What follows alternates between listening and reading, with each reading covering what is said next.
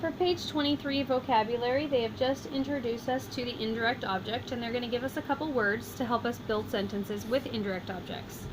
The first word they give us is dedit, and dedit is a verb ending in a single T, and that single T tells us that it is third person singular. I've broken it into its syllables. It's two-syllable words, so the accent goes on the first of the two, and we have dedit. Dedit translates to he, she, it gave. We see the third person singular expressed here coming from the single T. So now we can use the word gave to build a sentence with an indirect object. We mark here that it is a verb and it can be found on page 23. The next word they're going to give us is dedirent. So dedirent is ending in an NT.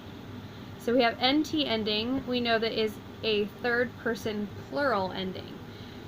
We've broken it into its syllables down here. It's a three-syllable word starting at the end, going back one.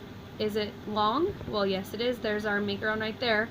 So we've marked it as long, is our accented syllable. So we have dedirent. Dedirent translates to they gave. They, third person plural because of the NT ending. So they gave. It is a verb found on page 23.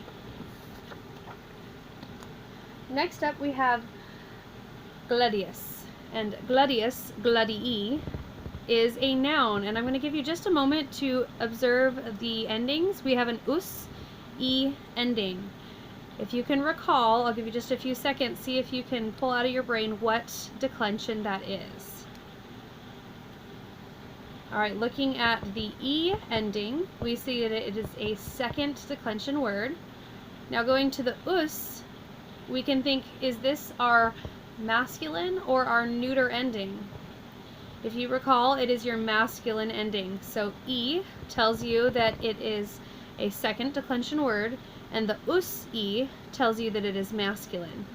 Here we've dropped the genitive singular ending, finding our stem of gladi, breaking it into its syllables. This is three syllables, so we're going to start at the end. Going back one, is it long? It is not. Going back one more, and putting our accent here. So gladius and gladi. This translates to sword. Sword being a second declension masculine word. I think gladius sounds a lot like gladiator, and gladiators can sometimes wield swords, so that helps me remember it. It is a noun found on page 23. And our last word is the word said.